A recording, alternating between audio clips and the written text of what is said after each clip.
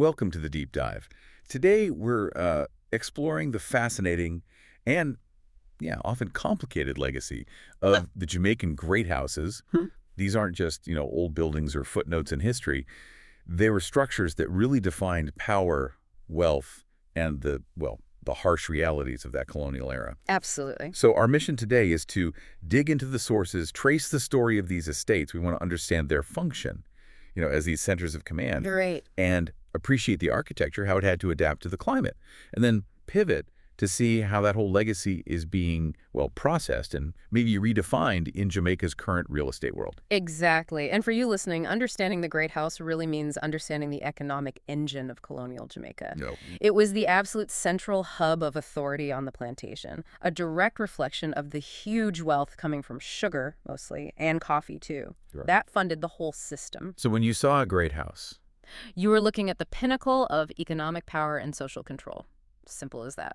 that idea of a command center feels really central. The sources seem clear they had this dual role. It wasn't just a fancy house. Who exactly was running things from there? Well, primarily it was the home of the estate owner, the planter, managing the day-to-day. Okay. But maybe even more telling, especially with absentee owners common. Ah, right. Owners living back in Europe. Exactly. Miles away. In that case, the Great House was occupied by an attorney, basically a local representative with full legal power acting for the owner. So is a seat of power on that land, no matter who is actually living there. Absolutely. The highest office, you could say, on that specific piece of the island. In that prominence, the visibility, that wasn't by chance, was it? It was like a big billboard. Oh, completely intentional. The size, the grandeur, it was a direct reflection of how profitable the estate was. Oh. And of course, the owner's social standing. Status architecture, pure and simple, built to impress. Yep. And what's really compelling is how the architecture itself and even the landscaping were used as tools of power. Also, These homes were deliberately designed as visual symbols of control over the enslaved people working the land. The sources mention this, they were very often built on the highest ground available. so not just about, say, catching a breeze or avoiding floods, although maybe that helped too. Secondary benefits, perhaps? But the main reason for being up high, it gave the resident this commanding, sweeping view Ah, of everything. The fields, the sugar works, the slave quarters. It represented the absolute peak of colonial authority, not just legally, but visually. yeah. Psychologically. Yeah, It's a yeah. constant broadcast. We're in charge. We're watching. And these names are still known today, Yeah. which really speaks to their impact. We're talking about places like Rose Hall Great House, famous for its stories, Right, and its grandeur. and Seville Great House, Cinnamon Hill, even Devon House, Good Hope. These weren't just farms. They were the visible engines of that whole colonial economy. Precisely. So let's talk about how they actually built these command structures. Moving from the symbolic to the engineering side of things, the typical design was this big two-story building, and that needs serious stability, right? Especially in the Caribbean, think hurricanes, earthquakes sometimes. Makes sense. So strong foundations were key. Absolutely. The ground floor was usually built using really robust stuff. Brick, cut stone, thick mortar, heavy materials. Right. But, and this is crucial, that strong ground floor wasn't really for the planter's living space. Oh, what was it for then?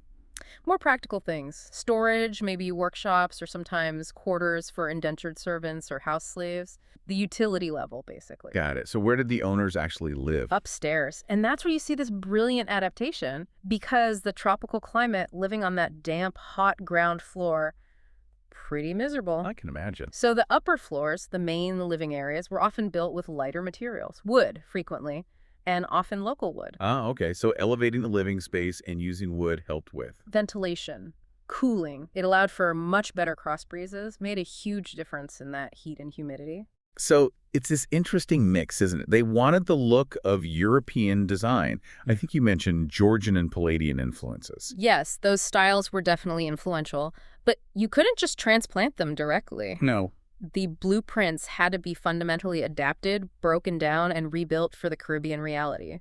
Thick stone walls everywhere just wouldn't work well. Right. And the absolute defining feature, the key adaptation for the climate, is the veranda, or gallery, sometimes called. The big porches. Exactly. Essential shaded spaces wrapping around the upper floor, usually. They gave crucial protection from that intense sun.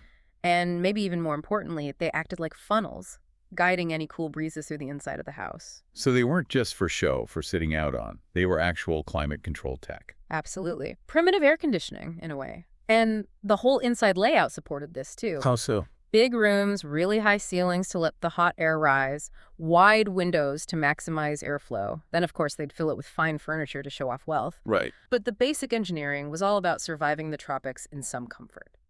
It had to look grand, like England perhaps, but feel like a cool refuge. But, of course, not every planter was fabulously wealthy, right? Not every estate was a massive sugar machine. No, definitely not. And the sources mention this too. The Great House wasn't just one single model. There were variations, depending on the size of the estate or maybe what materials they could get. You see one-story houses mentioned, for instance. Exactly. And the differences in materials used tell a really interesting socioeconomic story on their own. Oh, yeah. You had the extremes, right? The really grand places built entirely of expensive cut stone or imported brick. Top tier. And then at the other end, more modest homes using a lot of wood, or even things like wattle and daub. Wattle and daub that's like woven branches packed with clay or mud. Pretty much. Interwoven branches or reeds plastered with a mix of clay, soil, maybe some straw. Much cheaper, obviously, and probably less durable than stone. Right. A big difference from those solid stone foundations we talked about. Huge difference. But there was also a middle ground. Materials like Spanish walling show up. Spanish walling, what's that? It wasn't just mud, it was a type of masonry using rubble stone, sort of regular stones, bound together with a lime mortar. It was more durable than wattle and daub, use local materials, but it was still much less expensive and less labor-intensive than getting high-quality cut stone or shipping bricks from England for the whole building. So it represents that kind of middle tier. Mm-hmm. Planters who needed something solid, something that looked respectable, but didn't have unlimited funds. Precisely. It filled that gap. So the building materials themselves were almost like a public financial statement for the plantation. In a way, yes. If you were riding past, you could probably guess the owner's wealth, the scale of the operation just by looking at the walls. Yeah. Imported brick versus local clay and stone. It's a very visual indicator. The house didn't just contain the wealth, it actively advertised it, or advertised the level of wealth, at least. Mm-hmm. The choice of material was a direct signal of the owner's financial health, the estate's size, and ultimately their ability to project power and seem permanent in the region. Okay, so we've got this deep historical picture. Mm-hmm. But now, the twist, all this info we're discussing, it comes from a source that's actually a modern Jamaican real estate and development website. Right. That's the interesting juxtaposition. We're jumping from the era of sugar profits and plantation control to, well, mortgage calculators and rental yields. How do we bridge that huge gap? It feels like a different world. It is a different world, and that transition shows a complete shift in where the economic focus lies. The old power was rooted in owning land, in agricultural output. Modern power, at least as reflected here, seems rooted in calculated investment in technology, finance, and urbanization. To succeed now, you don't need a hill to look over fields. You need good software. You need powerful analytical tools to figure out risk and potential profit. That seems to be the message. Which lines up perfectly with that list of modern real estate tools, the site features. We're talking sophisticated online calculators, mortgage calculators, affordability calculators. Rental yield calculators, rent versus buy calculators, closing costs calculators, even something simple like an area converter. Yeah. And think about what those tools mean. The mortgage calculator, that's the modern gateway to owning property, isn't it? It is. And the rental yield calculator, that's the digital version of figuring out how many tons of sugar you needed per acre to make money. Huh.